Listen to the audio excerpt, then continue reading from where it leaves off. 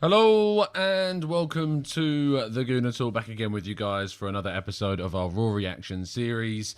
Joining you on Friday, match days eve, of course. Manchester United will play tomorrow, but I can only really start in one place. Well, first of all, let me start, as always, by telling you to go and subscribe to The Arsenal Way. There'll be a show over there at 10 a.m. this morning, but the main thing that I want to talk to you about this morning was this. Thank you so much to everybody who joined us last night at the Hippodrome in Leicester Square. Honestly, the turnout was amazing. There was a point, and if you're here for the news, you may have to wait a few minutes because I'm going to talk about this just briefly.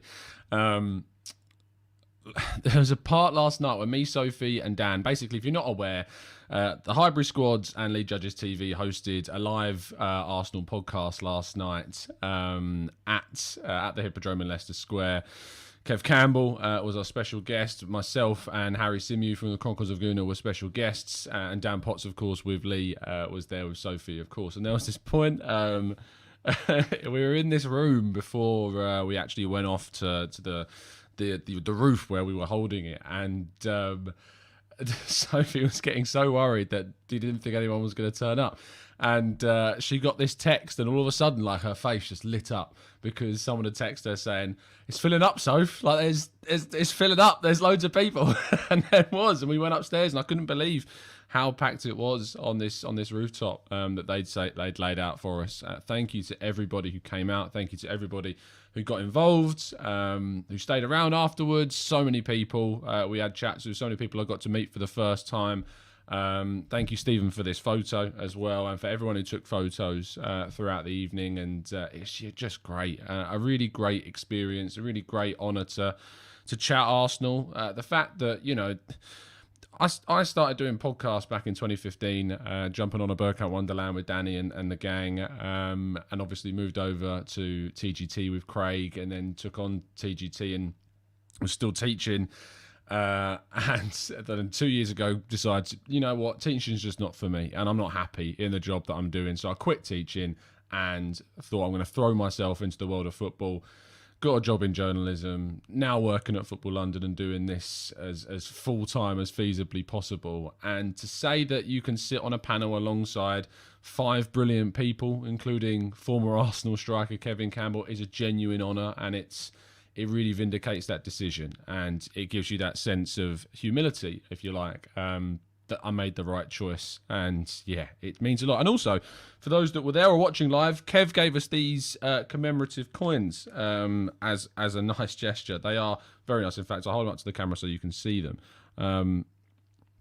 But these official Arsenal coins, it's a genuine, really beautiful kind of coin, although the missus did turn around and say, it looks a little bit like a Charlton badge. And to be fair, the black and the gold and the red, you can see why she said that.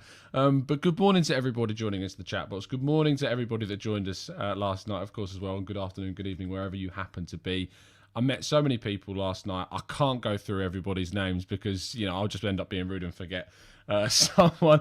Lynn, thank you for joining us this morning. Lynn was there last night.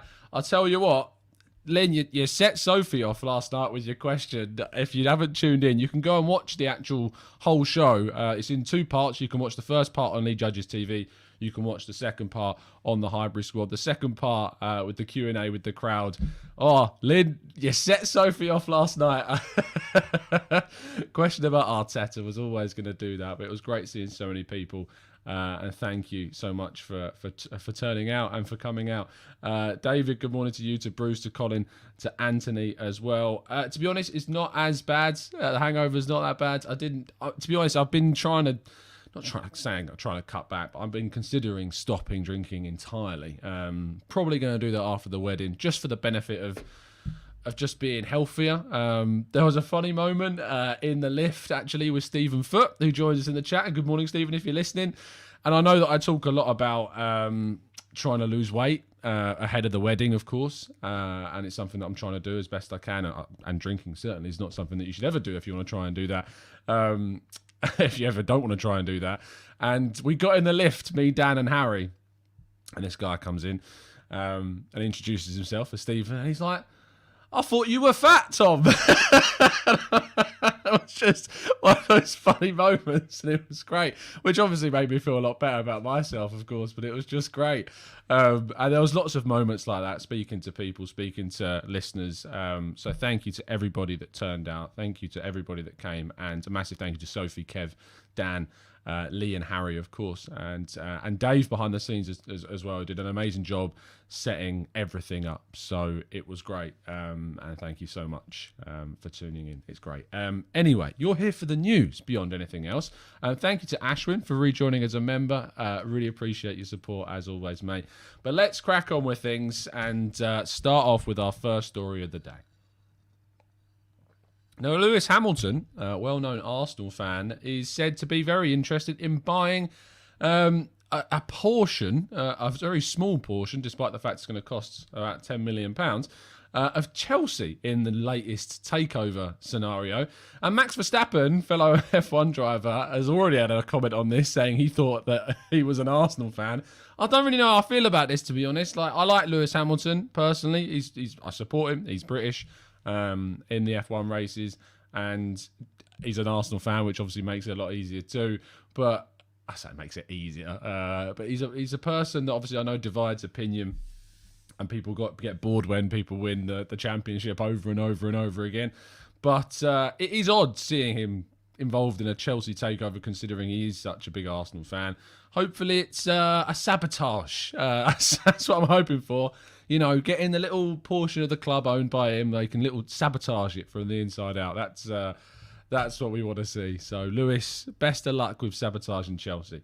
An interesting bit of news, though, coming out yesterday was that Arsenal are still very much open and keen to keep Eddie Nketiah at the club. I know that this is a story that you are obviously going to see. We were obviously going to see come out after his goals against Chelsea. It was always going to happen. But I'm not surprised, because we've never really taken the contract off the table for Eddie Nketiah. Mikel Arteta has continuously always said that he wants to see Eddie Nketiah sign a new deal, stay at the club, because they believe there's a place for him. I personally think that despite what we saw from him against Chelsea, it doesn't make too much sense for Nketiah to stay. Not from his perspective or the club's perspective. I think there is a need to move on. And I think there's a need for Arsenal to sign that world-class forward. And for Eddie's perspective, if you're going to see a world-class striker come in, and you've been talking about how you need to be given a run of games, etc., are you really going to be encouraged to stay at a club when they're going to go and invest however many millions of pounds in a new striker? Probably not. But reports indicate that Eddie Nketiah will... is still, well, very much the club are still very interested in getting him to sign that new contract. Cody Gakpo remains a very big target of Arsenal's. Talks between his representatives and Arsenal's are supposedly underway, and Arsenal have made significant efforts to try and lead the race to sign Cody Gakpo from PSV. Obviously, scorer in the Dutch Cup final, and has scored a significant number of goals. I think he's on 17 or 18 now, and still got 15, 16 assists this season as well. An incredible return, and a player that I very much like. I see a lot of Thierry Henry in him from his left wing kind of position, his height, his speed, his finishing. And I see that ability for him to be transformed into a centre forward. It's not just that, and you don't want to call him the next Thierry Henry, but there's just, there's those elements to his game that I like. And I think that height and the physicality, as well as his speed, is something that Arsenal really lack in a forward. Is someone not only with speed, but with presence. And I think that Gakpo, and creativity too, and Gakpo certainly would provide that to Arsenal. So if he is to be someone that we look at signing this summer, we should be going in exceptionally hard for the Dutch international. Now, Yuri Tielemans, according to our good friend of the channel, actually, Ben Jacobs from CBS Sports, who we spoke to in January, told us a lot about the Dusan Vlahovic situation. He's reporting that Arsenal are very much leading the race for Yuri Tielemans of Leicester. Could be available for as little as £25 million. In yesterday's live show, I know that Kev and Judges both said that they would take Yuri Tielemans as their Premier League experienced midfielder.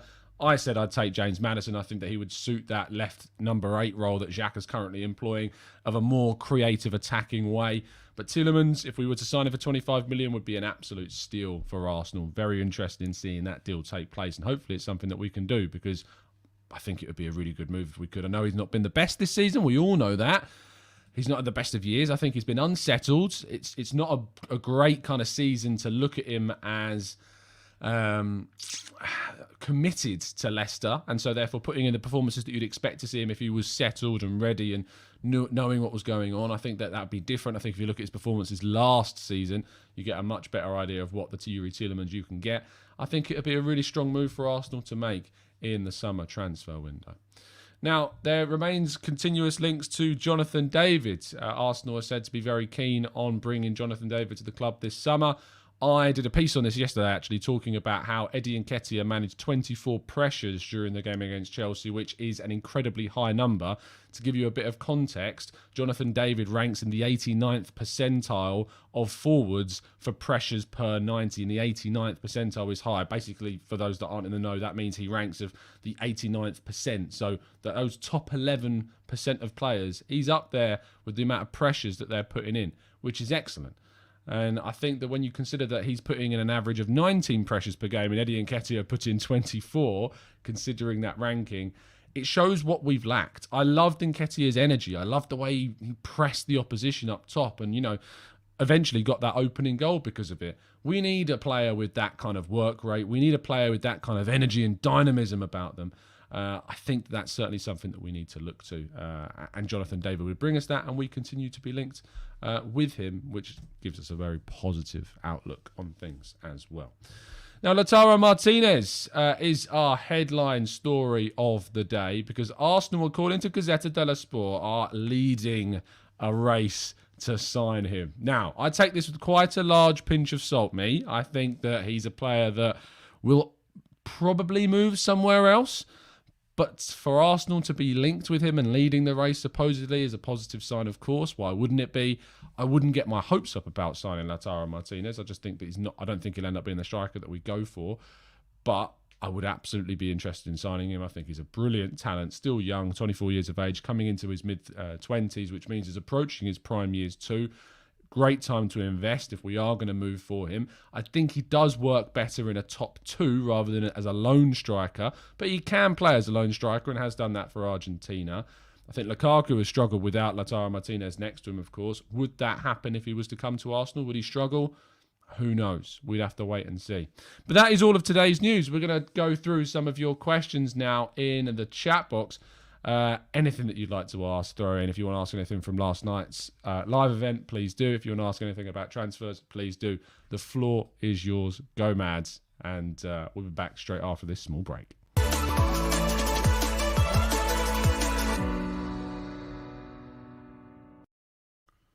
Lovely stuff. Okay. Manu says, surely part of Balogun signing a new contract involved Eddie leaving. I know that's not a clause that he can enforce, but I can't imagine him signing a deal as the third choice striker. It's interesting, isn't it? Because supposedly we offered Nketiah a new deal despite renewing Balogun's contract, which makes very little sense. Why would you renew Balogun's contract and then try and renew Nketiah when your idea is to sign not just one but two forwards in the summer transfer window? I understand where you're coming from. I don't know. I don't know what we will do. I don't know what will happen. I imagine if Nketiah does sign a new deal, it would be more so to protect his value again and maybe stay for one more season before leaving permanently. And maybe then Balogun goes out on loan in the Premier League next year while they prepare him for the future. It's very, very difficult. Alazar says, what do you think of Ivan Toney? I like him from a footballing perspective. I don't particularly like him from a personal perspective. I think the way he talks about Brentford on social feeds is disgusting, quite frankly. And if it was an Arsenal player talking about Arsenal like that, I'd want them gone immediately. If I look past that, and I'm a forgiving person, and I'm all for second chances, and I look purely at his footballing ability, I think he would add a lot of quality to Arsenal. I said at the start of this season, do you remember all the way back in the summer when we were doing our transfer videos, I was very cautious about Ivan Toney, wasn't too keen on him, and I said I wanted to see what he was like in the Premier League. Started the season really well. Midway through the season, had a bit of a drought. Christian Eriksen's come in, and that added creativity has really stepped up Ivan Toney's game. In fact, I'm looking forward to hopefully seeing him do the business against Spurs. Although that being said, will Christian Eriksen want Spurs to lose that game? It's a really difficult one for him. You hope that he would be a professional and give his absolute all to try and beat them. We'll have to wait and see. But yeah, we'll it'll be interesting how that game goes down. But Ivan Toney is certainly one on my list of strikers that I would consider, but I'd want some reassurances about kind of his, how he behaves, because that's not the best. And maybe that would put Arteta off of a deal as well. Rohan says, if you could do a realistic swap deal with a club from the Big Six, who would you swap and why? Do you mean individual players, Rohan? Because if you do, you can't really look past Harry Kane or Heung-min Son, because you'd be nicking one of them off Spurs, first of all, and swapping them out with like a Lacazette. So I think that's the obvious thing to say from a tactical and quality standpoint. I don't think that's realistic. So a realistic swap deal. It's a good question. What's a realistic swap deal? You have to look at some of the players that have been underperforming where they are, and you think that you could probably get more from those players. I look at someone like Jadon Sancho at Manchester United, who I think has been underperforming and not really helped to where he's at. Donny van der Beek, of course, is another one at Manchester United. At Chelsea, I really like Mason Mount. I shouldn't, because he's a Chelsea player, but I can't help it. He's English, of course, which does help too from an England perspective, but he'd be someone I would be very, very interested in signing. Ben Chilwell, of course, if you were to swap him with Kieran Tierney, I'd be open to that, although both of them have their injury issues, as we know. Man City and Liverpool, I just don't think you can realistically swap someone with, unfortunately. If we were to add a little bit of experience, Ilkay Gundogan for Xhaka. I don't think Man City would take Xhaka, and I don't think Gundogan would want to leave. But Gundogan's a great player to have in the middle of the park for his experience and what he would bring to the team. So that's someone that I'd certainly be interested in. But I'm not sure swap deals with those teams are going to happen realistically, Rohan. So it's going to be difficult, isn't it? Let's scroll up a little bit more. I saw a feedback quote, and I appreciate feedback in the chat box. Dave, here we go. Hey, Tom, love your work, mate. Just some feedback on your thumbnail on the Arsenal Lounge vids. You look like a mid-90s spiky-haired thug, which doesn't do the kind intellectual self-justice. Dave, it's taken off of my Twitter account. I didn't realise that that's the way I looked. That's hilarious. I will ask Shahida Lev to change it to the Arsenal Way one if I can. If I really look like a thug, I'm sorry. I don't mean to. But I appreciate the feedback always. That's really kind. Afsa says, Tom, you spoke very well yesterday and I watched the full show. Thanks, Afsa. That's really kind of you. I still need to watch it back. I'll tell you what, there's a funny story actually from the show that I didn't see. Something that I talk about a lot on the channel is obviously we kind of have a we have a no abuse, it's not the right word to use other than abuse. It's just a no abuse rule. If people abuse the players, abuse the manager, or abuse my guests, abuse me, they're gone. They're just blocked. And so that's why we probably have the most blocked number of accounts of any other YouTube channel in the Arsenal community. But the thing is, obviously, when I go onto other channels, those aren't blocked and they can comment. And I have no ability to really respond in a way that I would respond on the channel because it's down to the other channel about how they deal with their listeners. And that's fine. Everyone's entitled to do what they want to do. I treat it the way I treat it. Other people treat it the way they treat it. But it's quite funny because there was a guy last night, and I was speaking to Harry and Dan about this, who clearly didn't agree with my opinion when I was speaking, because every time I spoke, this guy at the back was just like, just shaking his head. And it was so funny because when Dan started to talk, and of course me and Dan Potts are very good friends and have very different views on the manager, and when Dan Potts was talking, he was going, it was just the funniest thing. Fair play to him for sticking to his guns on that. I just thought it was great. I didn't see him afterwards, to be fair. Didn't come in and have a chat or anything, probably unsurprisingly. But it was just so funny. And when Harry started talking, no. It was great commitment. I loved it. It was so good. And that's the thing about the audience, is that I can only see your comments when I'm doing a show. But when you're in the crowd, and you're in front of a crowd, which is a completely new dynamic to me, it's the feedback of the crowd so good. The only issues last night was the people at the back couldn't really hear what we were saying, because while you could hear watching on the stream, there wasn't like speakers blaring them through. So if you thought we were shouting into the microphones, it was because we were trying to help the people at the back hear what we were saying. In fact, some of the people at the back of the crowd were watching it on their phone at the same time with their headphones in to try and listen, because it was only like a half a second behind. But it was still a really good night. But I just loved that. That was great. I love the commitment to, I disagree with you, I'm going to shake my head at you all the time you're talking. It was hilarious. Fair play to that man. AFC West Mid says, I'm worried about top four race. It will affect the players we sign, the Champions League and Europa League. Of course it will affect the players we sign. Of course it will. I know I've used my analogy of 100 doors over and over again, but it makes sense. All the doors are open nearly if you get to the Champions League. If you don't, not all of them close. But obviously you're restricted in what you're able to do, and that's what you're capable of seeing. Number one lover says, have you seen the stats from Ismail Bennacer, our former Arsenal player? He came through the Arsenal youth and we let him go to Empoli, and then he's gone to AC Milan where he's done very, very well. Maybe he's someone that we should be looked to bringing in. We actually had a buyback clause when he went from Empoli to AC Milan, and we didn't activate. I think it was 20 million euros or something at the time, and we didn't activate it. We just let him go to AC Milan, and he's done very well and become one of the best midfielders in the league. So definitely one we probably got wrong and probably unfortunately got wrong. So there you go. Abdul Rahman says, Tom, did you see where Turkish said Thiago is better than Cesc? It's his opinion, but I don't understand it. Look, Thiago Alcantara is, for my money, top 3 centre midfielders in the world. And I've said that for a number of years. Is he better than Cesc Fabregas? He's different. He's a different player to Cesc Fabregas. Thiago's your orchestrator. Thiago's your Luka Modric style of, who I rate as a higher player. But I look at what Thiago does, and he's an orchestrator. Cesc was definitely pulled strings, but he was more offensive. And I think, because of that, it's difficult to compare them. Very, very difficult. I like Thiago a lot. When he was leaving Bayern Munich, I was championing the idea of bringing him in. Despite his age, I just think he would have added so much quality to our midfield, and I'm gutted that Liverpool got him because we absolutely should have tried to get him. So there you go.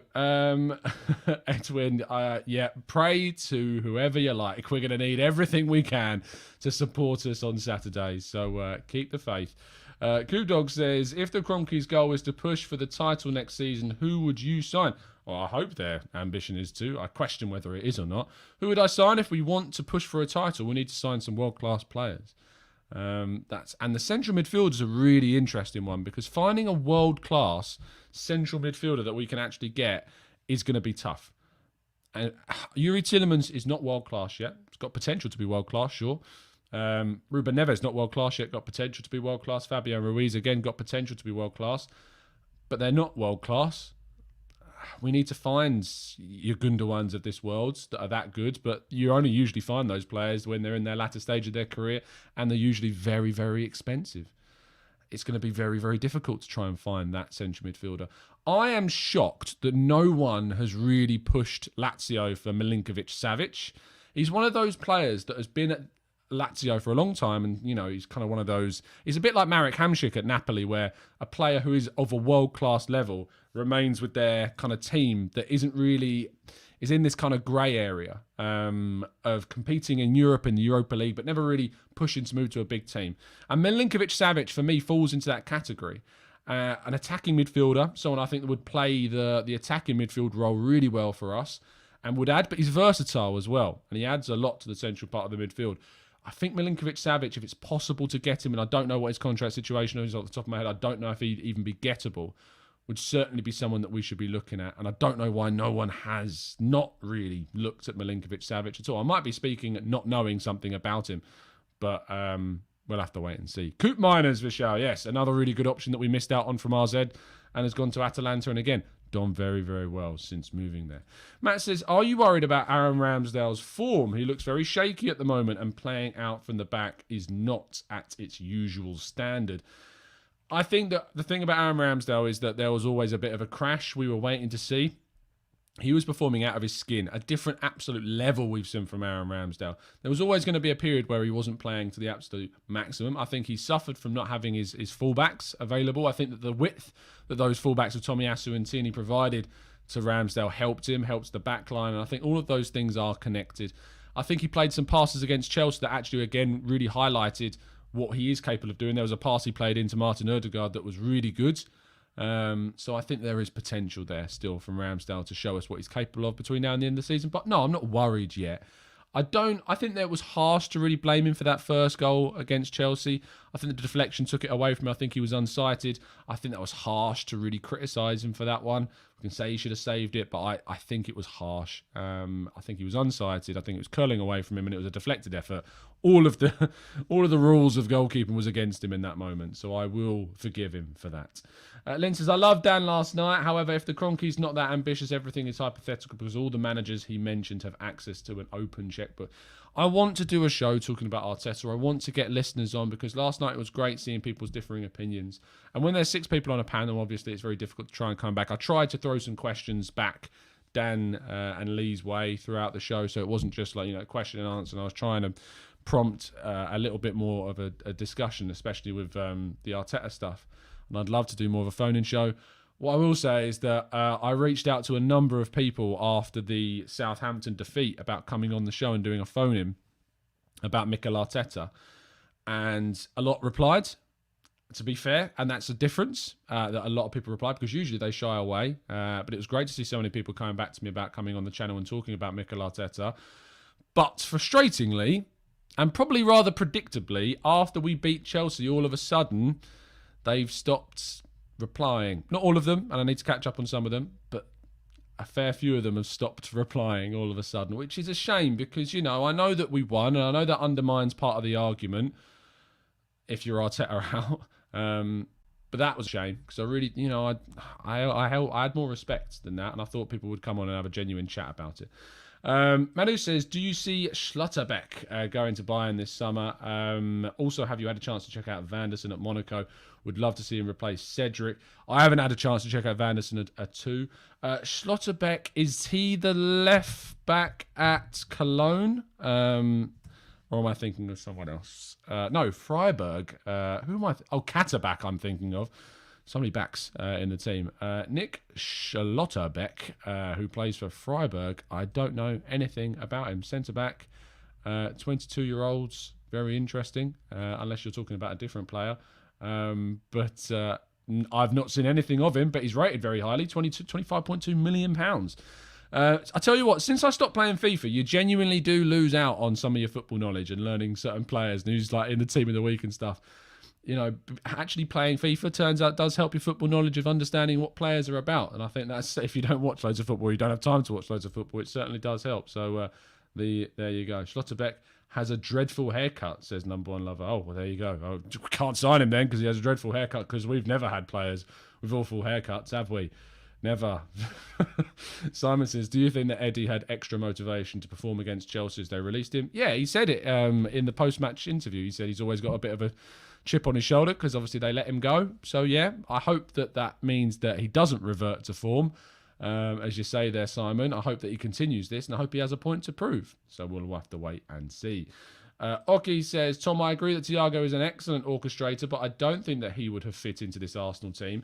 He's a luxury player and our midfield needs 2 runners. I mean, I wouldn't describe Xhaka, Oki, as a runner. I think that Thiago would have occupied the Granit Xhaka role perfectly. Personally, it's just my opinion. And I don't think that he necessarily provides the running that we need. I think we've got Odegaard. I think we've got Partey. They provide plenty of dynamism in the midfield. I think that Thiago would have upgraded on Granit Xhaka significantly. So I would have put him into there. But it's just my view. Phone Demand says, question, do you think Cucurella would be a good backup left-back for Arsenal? Yes. I wanted to sign him when he was at Getafe. I wanted to sign him when he was at Eibar. I think he's been a fantastically brilliant player coming through from the La Masia Academy. Absolutely love Cucurella and was really excited when he moved to Brighton because he was moving to the Premier League. Then was very annoyed because he made Tomiyasu look a bit of a mug when we went to the Amex Stadium. Thankfully, we managed to keep Brighton out that day. But yeah, he's a great player. I think he needs to get more consistent, but he's still a young player. He needs to add more assists to his game as well. But as I say, he's got a lot more development to do. I would be very interested in signing him. I like him a lot. He's versatile. Can play left back, left mid, left wing. Great player. Absolutely. Thanks, Ray, and you're very welcome, mate. Thank you for coming along for the show. Nice meeting you, and I'm sure it won't be the last time. Vishal says, Tom, what happens to players that get relegated? Could we say get Weghorst on a cut price? No. Weghorst was a 6-month loan for January, Vishal, as was Morata, as was a number of players that we could have signed Arta from Juventus. But I wouldn't have signed them in the summer on permanence. I wouldn't have signed them on permanence in January. I think that the loan was the only time it was appropriate. in the summer we need to be targeting a much higher calibre of player. Greg says Marcel Sabitzer is up for sale for Bayern. Would you take him? I absolutely would. I think that Marcel Sabitzer would be a very good signing for Arsenal to make. I don't think he cost a ridiculous amount of money. He's 28 years of age, brings lots of good experience. I don't think that really sets us back. He gives you 2-3 good years of football. He's versatile, central midfield, attacking midfield, wide player. I think he'd be a really good player to add to the squad. If you think that we can upgrade on, say, a utility player like Maitland-Niles or El Neni with Sabitzer and add some depth, it makes absolute sense to go for someone like him. So, yeah, absolutely. Anyway, we're going to wrap things up there. I'm going to go back to bed because I'm shattered. I didn't get in till 1 o'clock in the morning last night. Not because it was a night of drinking. It wasn't, to be honest. I didn't have loads. It was more so that I managed to miss the train, which was frustrating because I got to Leicester Square. Not Leicester Square. Where was it? Green Park. And the Victoria Tube was like 10 minutes. So I missed my blooming train and had to get the last train in the end, which didn't get in until 20 to 1 in the morning. So it's been I'm quite tired, as you can imagine. So I'm going to go back to bed. I hope you have a fantastic Friday, people. I'll be back this afternoon, I think, for the preview show for tomorrow's game against Manchester United. I'm going to reach out in the Discord server to see who's about and who would like to come on. Probably about 5-6 o'clock this evening. Enjoy your Friday. Drop a like on the video if you've enjoyed the show. Go watch the show from last night on either, or you can watch it on both because it's part 1 and part 2 on Lee Judges TV and the Highbury Squad. And thank you to everyone again that I saw, and thank you to everybody for coming, even the ones that were shaking their heads at me. Thank you for coming, guys. Absolute legends. I'll see you soon, and as always, up the Arsenal.